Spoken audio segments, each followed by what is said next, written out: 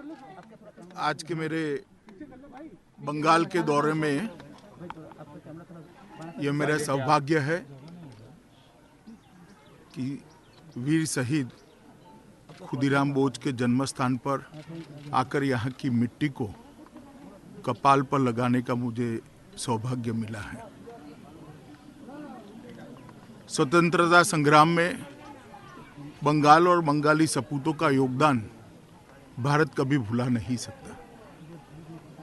और खुदीराम बोस यही परंपरा के वाहक थे और वो वीर युवा था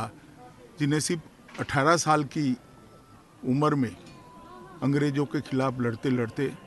हाथ में गीता पकड़कर अपने आप को फांसी की फंदे को चूमने का साहस था।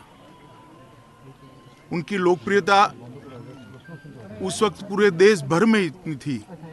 कि कुछ बुनकरों ने धोती पर खुदीराम बोस लिखना शुरू किया और वो धोती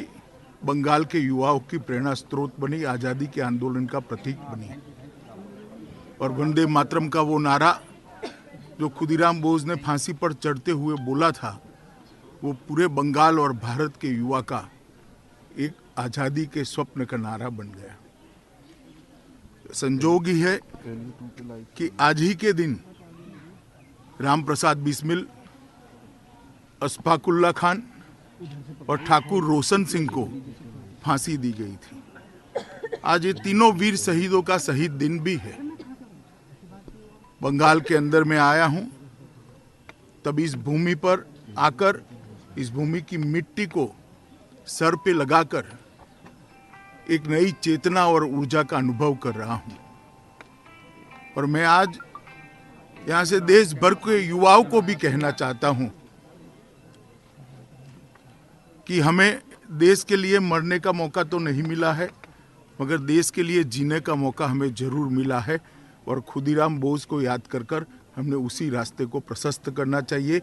और मोदी जी के नेतृत्व में एक मजबूत, सशक्त, सुरक्षित भारत का निर्माण करना चाहिए। आज तीनों शहीद पंडित राम प्रसाद बिस्मिल, अशफाक उल्लाह खान और ठाकुर रोशन सिंह तीनों ने अपनी जान अंग्रेजों के खिलाफ लड़ते लड़ते दी थी। उनको भी मैं प्रणाम करना चाहता हूँ और बंगाल के अंदर जो ओछी राजनीति करते हैं मैं इनको ये बताने आया हूँ कि खुदीराम बोस जितने बंगाल के थे उतने ही पूरे भारत के थे और पंडित राम प्रसाद बिस्मिल जितने यूपी के थे उतने ही बंगाल के थे। भारत के लिए संघर्ष करने वाले, भारत के लिए आज़ादी के लिए लड़ने वालों ने कभी इस प्रकार की ओछी राजनीति की कल्पना नहीं की होगी। कम से कम आज शहीद दिन है और ओछी राजनीति से सबने ऊपर आना चाहिए, ऐसा मेरा मानना है। मैं फिर एक बार